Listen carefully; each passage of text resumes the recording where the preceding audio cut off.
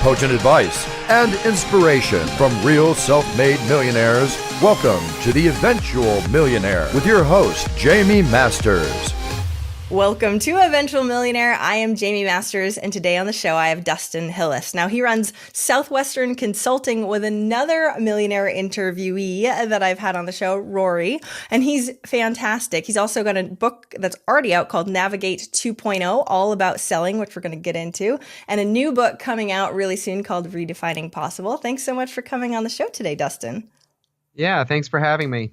Okay, so we were talking about sales beforehand, and I think everybody needs help with this because I hated it and it sucked, and you're not going to make any money or be a millionaire if you can't sell.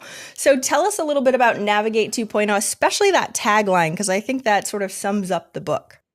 Sure. Yeah, the tagline is selling the way people like to buy.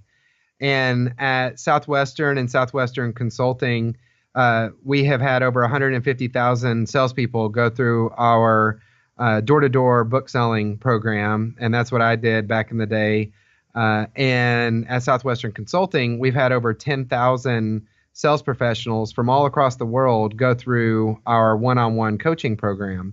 And what we have found is with a majority of the people we work with, one of the biggest areas of improvement that they have and an area where they can literally double their production is when they start actually selling the way other people like to buy. And instinctually, we treat people the way that we would want to be treated. And that's great if that's what you're doing. But at some point, that limits your opportunity. So what Navigate's all about is first identifying what your natural selling style is, and then how to identify other people's buying style, then how to modify your natural selling style to sell the way they like to buy. And so you modify the words that you say in your approach, your presentation, your close, and you have a fighter, an entertainer, a detective, and a counselor, and you need different scripts for all four different buying styles. Oh, okay. Let's dive into exactly what that is, especially for everybody listening. That sounds a little complicated to just sort of hear about, right? So let's walk through it because I want to know what I am also. So how do you figure out what your buying style or what your selling style is? So if you're a fighter, you're straight to the point. Don't waste my time. What do you got? Type of person.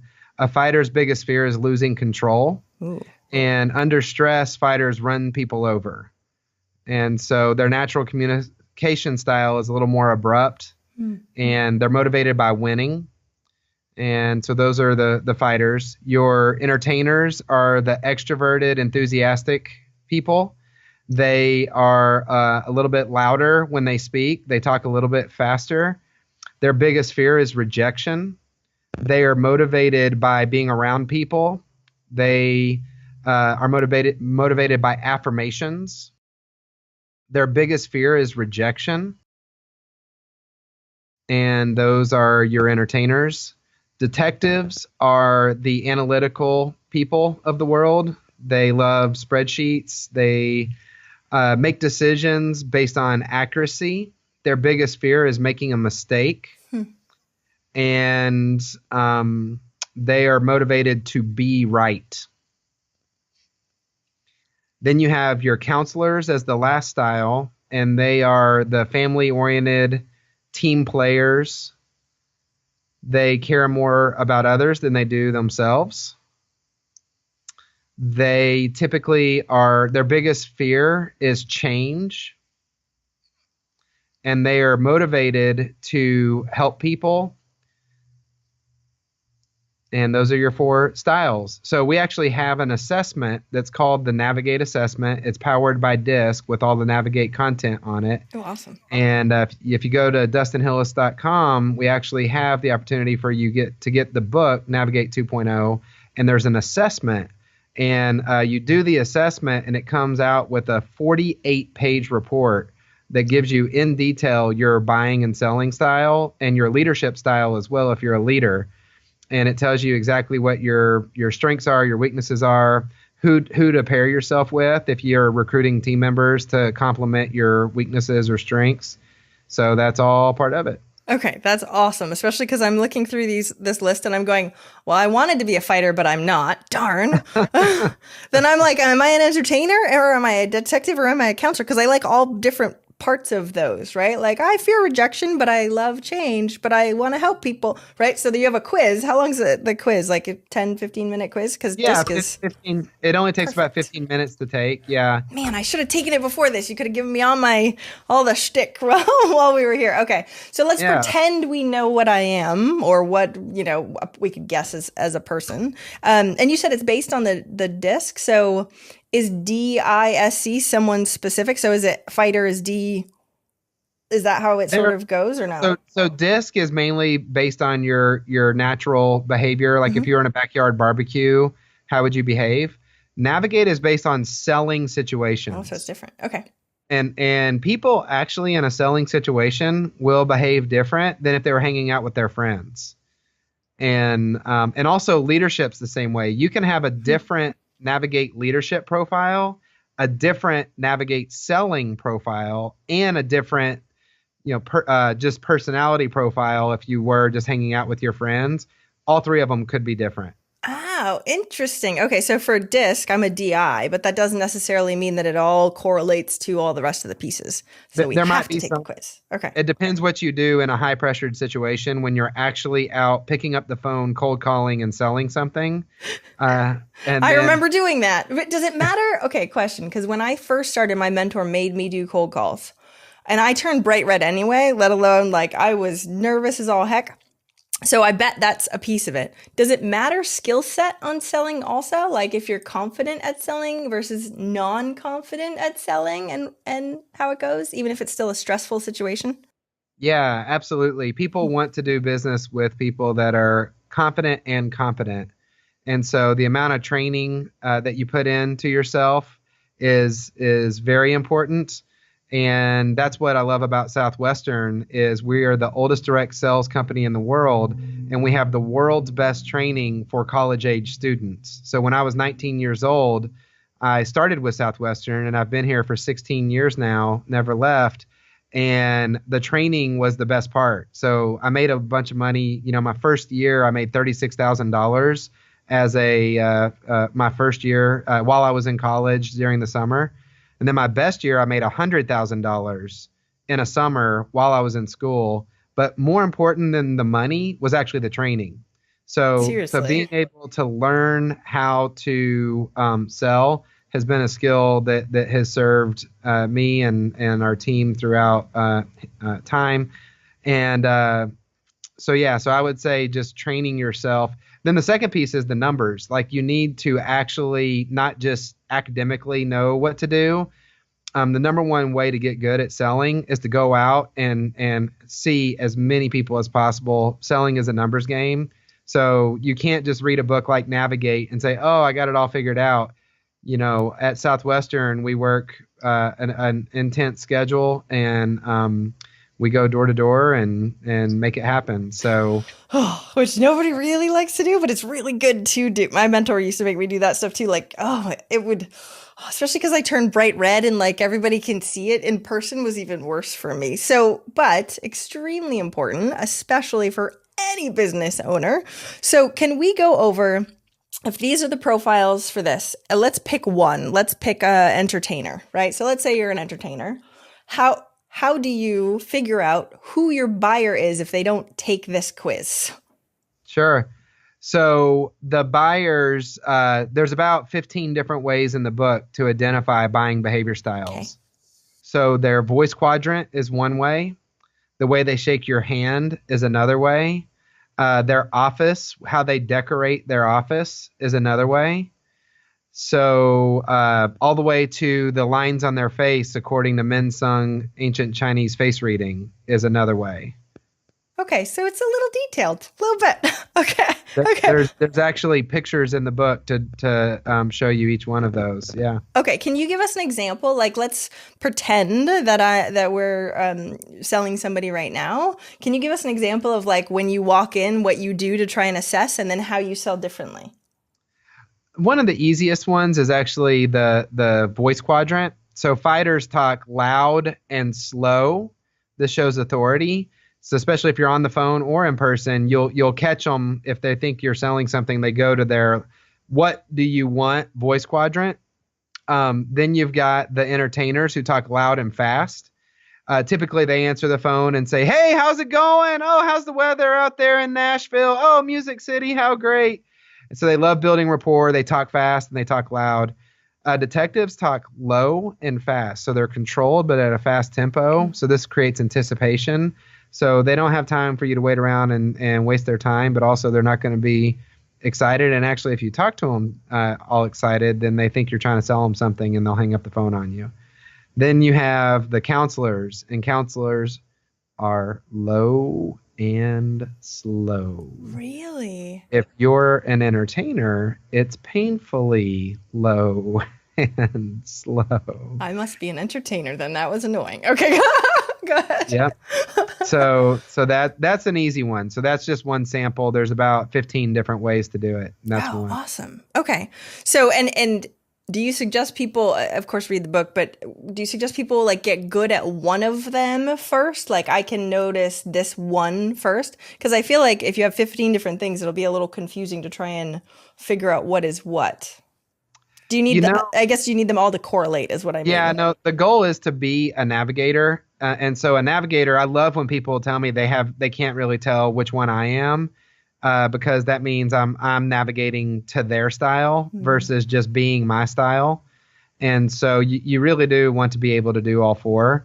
But the interesting thing is a lot of times people get excited about that topic, and that's not the most important thing. So depending on where your listeners are at and depending on how successful they already are, if you're brand new, navigate is not where you start. So actually what you need to start with is becoming the best at something. And that takes focus and persistence. So if you were going to create a list of importance around how to really build momentum, to build success, you just start and you find something you're passionate about. So at Southwestern, I am passionate about what we do, where we help people reach their goals in life. And we've been doing it for 160 years. And I just think that's a great model that we have. And so I thought, you know what, this is what I'm going to do. And you put your head down, you put your blinders on, and you focus. And I think that that's the number one thing people are missing is focus. There's a lot of jacks of all trades and masters of none right now. And I think social media and society has conditioned people to have a side hustle, to have something that they're doing that's different. And when people can just go, you know what, I'm going to be the best at whatever it is I'm doing, and they put on the blinders and they focus, that's how you achieve greatness, not being pretty good at a lot of things. And not many people are willing to just do that and have focus over years, not just a month, not just a week, not just 1 year, but set a 30-year goal and hit it. And so that's where most people quit. So the other piece of that is persistence, is you kill the quit that's in you and you just don't quit. And I know that sounds simple, but it's not easy. And when you push through the pain and you're willing to focus and persist, then you break through, you become the best, you become a top producer. Then you're ready to do the second thing. And within there, at some point, navigate kicks in. Once you have a good schedule, you have the activity going, and you have your attitude in the right place, then the foundation is there. Navigate can help you to connect with more people, to go from an average producer to a top producer. But if you're not an average producer yet, then don't start with Navigate. Get to be an average producer, then apply Navigate.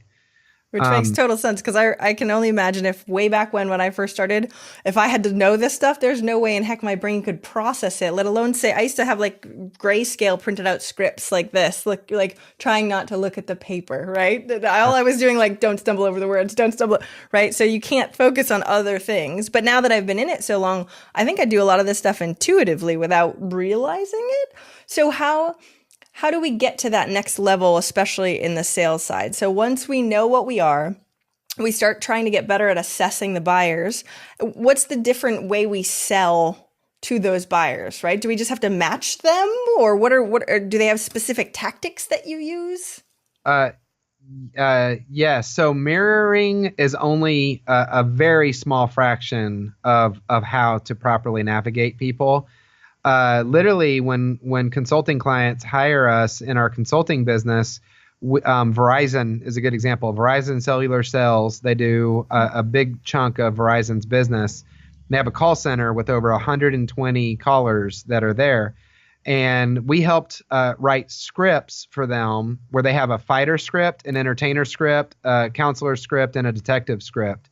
Their closing ratio improved by over 300% within 6 months when they started using these different scripts. What? Wow. So Okay. it makes a huge difference when you actually start. So it depends what you're selling. So you can change your approach. You can have different approaches, different presentations, different closes.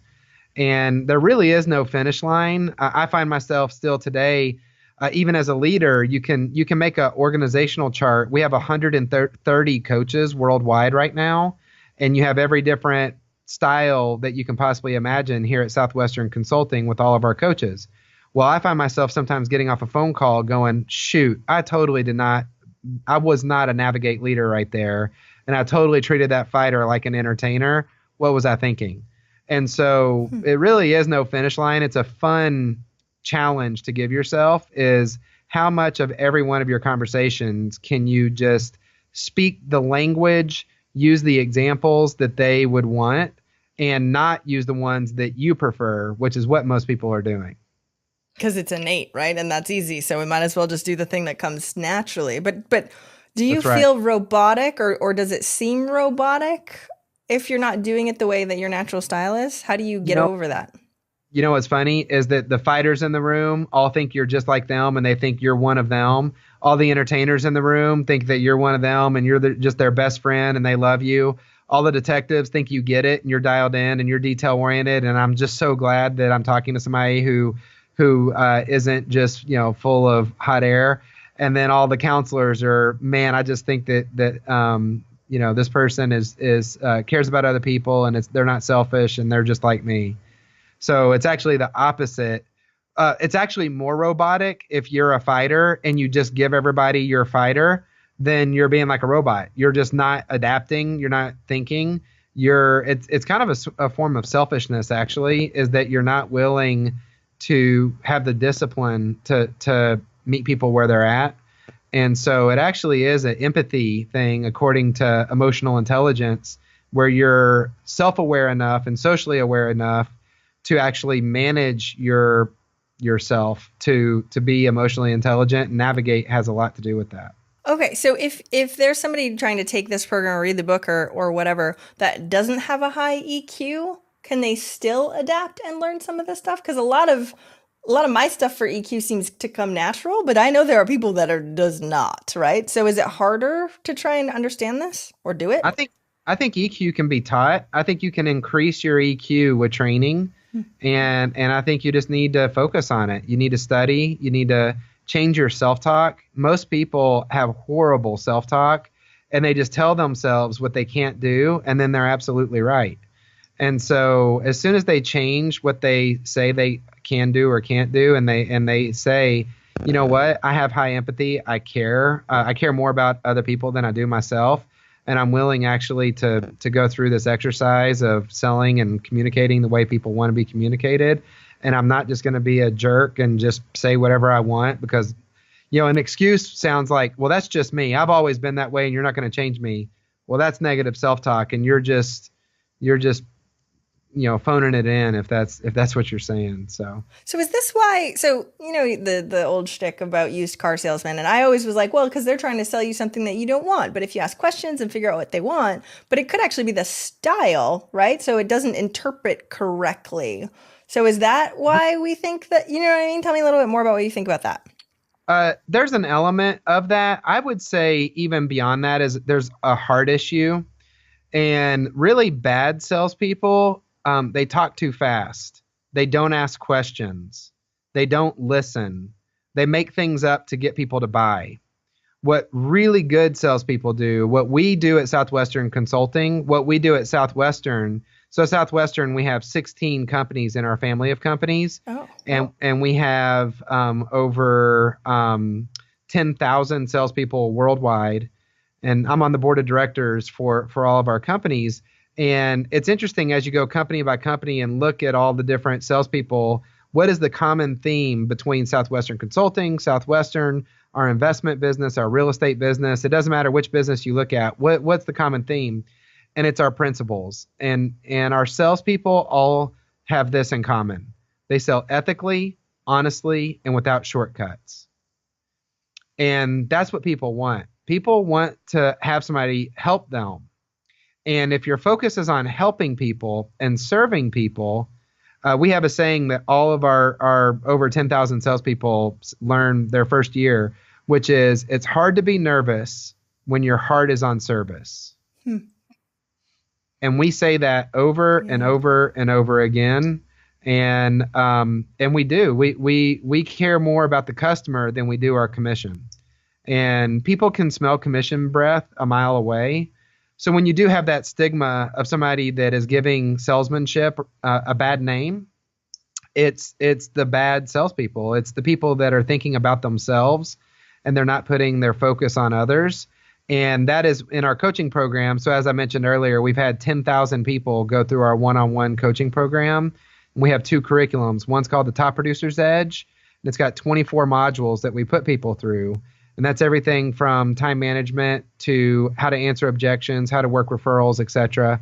There's another curriculum with 25 modules in it called the Manager's Edge. And that's everything you need to know to recruit, train, and motivate salespeople. And there's a whole curriculum we put people through one-on-one over the phone. It's a phone call every other week for 12 months. So as we're doing that, we've had 10,000 people go through our one-on-one coaching program. And what we have found is the biggest thing they need help with is that they need help learning how to personally sell and not focus on themselves. How can they focus on other people? How can they put their heart in the right place where when they're talking, they're asking questions. They're listening. They're doing a consultative sales process. The best salespeople in the world ask the best questions and listen. And so internally we do this, and externally this is what we help other people with.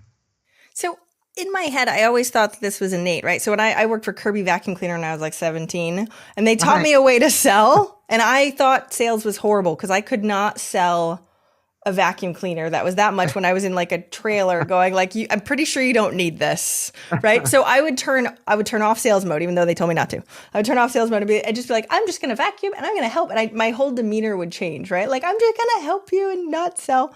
Mostly because I was scared, but still, I was scared of selling in general. But still, that I thought that was something that would be more innate and not something that you teach, right? So yes, of course, it seems like they would want to make sure it's a good helping sale, right? Unless you're a skeezy used car salesman. But you're saying there's people that actually do care, right? But the way that they sell is more about themselves because they care about the closing of the deal instead. And you can actually shift that, is what you're saying. Yeah, so this actually is what I'm writing a book on currently. It's called Redefining Possible. And people can actually experience a quantum leap, and it's like a light switch that goes off in their head where they realize, wait a minute, this life is not just all about me. And if you die and you live your whole life where all you do is you're focused on yourself and promoting yourself, worried about how much money you make, and that's all you think about, typically you die a lonely person. And it doesn't matter how much money you make. It doesn't matter what all you accumulate and acquire. All of that goes away. The only thing that lasts is your impact and the difference you make in other people and in their lives. And really redefining possible, that's what it's all about, is how do you redefine what's possible for yourself? Then how do you redefine what's possible for everybody in your life? Do you think somebody has to be ready for that message too? Because it's not like a flipping of a switch if somebody doesn't want the switch to flip, right? Or no? You know what's interesting? God works in mysterious ways. A lot of times it's not how you would want it to happen. And sometimes, most of the time, pain causes change. So just live long enough and eventually life's going to happen to you. And usually it's in that pain, it's in that struggle, it's in that thing that you don't think's bearable where you're willing to change. And at some point, selfishness and your ego is something you have to kill, or it kills you. Do you wait until that starts to happen when they get the book, right? Like, how does it all work out? Anybody listening to this right now, make a decision that this is your moment, this is your time. And really, it comes down to 3 core pieces on how to do this. So this is a very quick summary of the new book, Redefining Possible. The first thing is you have to focus. You have to be able to do some of the things we were talking about earlier. You have to concentrate on a goal and achieve it. Part of that is your vision. So everybody has to have a vision for themselves, and not just like, oh yeah, I want to be successful, but a specific vision of the type of person you want to be, the things you want to do, and what you want to have. And not just this year, but 5 years, 10 years, 30 years down the road, a concrete locked in vision for your life. The second area is you have to have belief. You have to believe that things are possible that you haven't done yet. Think of it. From birth, we are wired to believe. We have to learn how to walk. We have to learn how to talk. We have to learn how to read and write. We weren't born knowing how to do that. So belief is the reason we learn it. We start believing, oh, these other people are walking, so I better learn how to do it. And how funny would it be if the first time you fell down, you just gave up and decided you were going to lose your belief? Everybody would be crawling around, right? So when did we stop believing is the question. And so it's interesting because limits begin when belief ends. And if you're wanting to redefine possible, you have to have enormous belief. Now, a piece of that is also having faith. Faith is actually having trust in something or someone. And nothing great in this world has ever been done without faith. And I don't care what your religious affiliation is. I just want you to think of anybody who's changed the world in a positive way. And I bet the common trait you'll find with them is they had humongous, enormous faith that they could change the world for a positive impact. And then tied in with that belief and that faith equals your confidence. So you have to get out of the false confidence or conditional confidence, which are based on results, and elevate to unconditional confidence. And unconditional confidence is knowing that when you put in the effort, you put in the activity, and you focus on your habits that are controllable, that you can put your head on the pillow at night and know that you gave it your best. And over time, when you live under the auspice of unconditional confidence, the success happens. Then the last piece, once you've done that, the last piece of redefining possible is building a team. At some point, your personal accolades will shift to significance by investing in other people. Success has a limit by yourself. There's no way you can personally produce to an unlimited number or to impact, but a team of people can. And so the first thing is attracting that team, and you have to learn how to be an attractor. The second thing is you have to learn how to be a leader, and leadership's not assigned, it's assumed. So you have to learn how to lead by example. At Southwestern, we have a principle called you can't teach what you don't know, and you can't lead where you won't go. And so many leaders try to tell people to do things they're not willing to personally do themselves, and then people quit and they wonder why. The third piece is management, and you have to actually commit to being an amazing business manager, and it's a decision. It's not, I don't care if you're naturally good at management or not, you can learn it, and it's critical. Then the last piece, and then that's the summary, is impact. Is you have to realize the end goal is not money. The end goal is not to be famous. The end goal, if you really want to know the secret, is impact. If you die making an impact on thousands, millions of people, you'll die a happy person, knowing your legacy is going to live on, knowing that the people that you've impacted, their lives are better because of the fact that you helped them. And then that is redefining possible. And there's no finish line to that. You can always challenge yourself to keep going. It's the difference between somebody who's a millionaire and a billionaire is they're able to do these core things. And over time, that's how they get there. And after all of the interviews that I've done, right? Focus is one of the words that comes up the most, right? Belief, looking back through all the people that I've interviewed, they all have believed it before they actually saw it, which I know is kind of crazy for all these logical people out there, but they totally know, like, go after it. And the team building is not the one I was expecting, but it totally makes logical sense because you're right. We can't do it. We can't do it without having somebody else help us. There's only one of us. It can only go so exponential on one, even with the internet, people, even with the internet. So even if you don't necessarily want to be a manager, if you want to really create that impact like you're talking about, it really makes a huge difference. Awesome. And that book is going to be coming out really soon, so everybody can pre-order that also, which we'll talk about at the end. So I know we have to start wrapping up, but I so appreciate this because I didn't realize the nuances between the selling side. So everybody, of course, you can grab Navigate 2.0 now, but check out Redefining Possible, which is coming out soon also. So the last question I always ask is what's one action, right? So you told us a whole bunch of stuff, but what's one action listeners can take this week, besides getting a book, this week to help them to their goal of 1 million? The action would be commit to being a student of the game. And many years ago, we started out as a seminar business, and I was in San Francisco.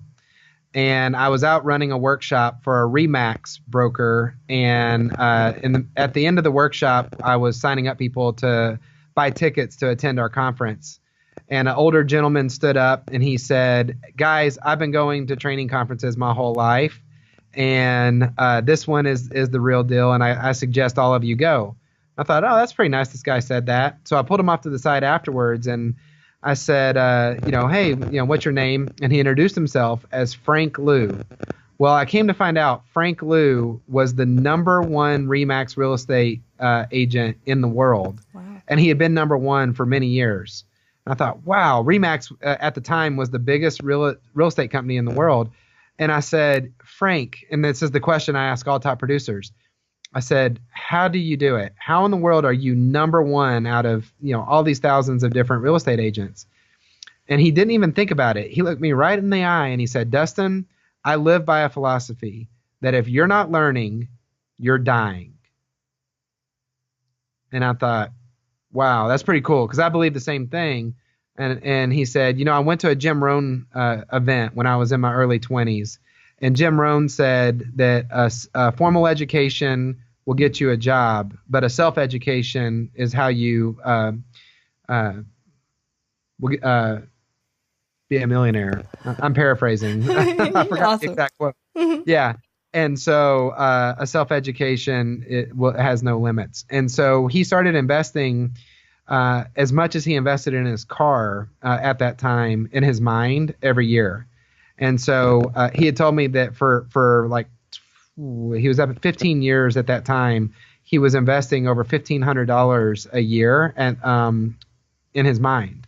And so that's what top people do. If you want to know what do the most successful people do, they invest in themselves and they get themselves to the point where then they need a team and then they invest in their business. So at Southwestern, we have thousands of people that are on the team here, and there are hundreds of millionaires walking around. And the reason that there are hundreds of millionaires walking around is because of our stock plan. So actually investing in your business is the best investment you can make, period. And anybody would tell you that. Read any book. And you invest in yourself first and get yourself to where you need to go. Then you invest in the business and find a way to own a piece of the business, and then don't quit. Just stay alive, keep working, don't quit, keep producing, and persistence over time. We recently had a distribution manager at Southwestern that was here for over 30 years retire as a millionaire because he invested in the business. And that's what people do. That's what successful people do. And you don't job hop, you don't move around, you don't quit after a year or two and go on to the next thing. You don't chase the dollar. You pick what you're excited about and you do it for 30 years. Invest in yourself, invest in your business, and watch what happens. And it's a cyclical cycle, right? Sometimes we invest and then we realize in ourselves and realize, oh, wait, now I have to invest in the business. Oh, wait, shoot, now I have to go back and invest in myself because my business has stopped because of me, right? It never ends. It never ends in a good way, right? So keep staying alive. I like that little caveat. Keep staying alive. The ROI will always be there when you invest in your business and you invest in yourself. And if you have the opportunity to work with a company like Southwestern where you can earn your way into the equity, there's nothing better than being able to own a piece of the business and become a millionaire through the equity in your business. That's why people are listening to the show. They're like, money through business, because we want to enjoy what we do and we want to have a lot of money. And I think you can totally do both. So where can we find out? Because I know there's a different link for the books that we were talking about before. So where do we get the books and how do we find out more about you? Yeah, everything is on DustinHillis.com. So my name, Dustin, last name Hillis.com.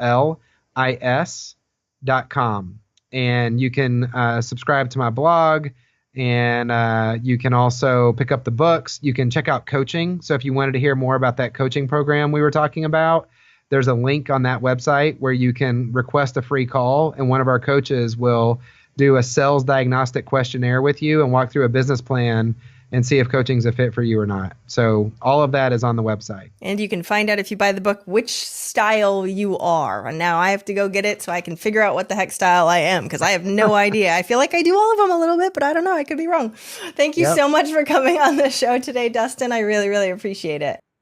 Yeah, thanks for having me.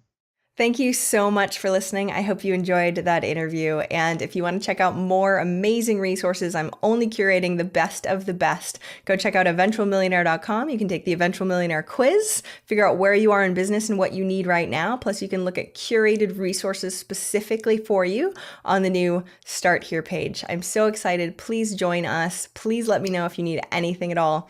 I'm here for you. And have a fantastic day. Bye.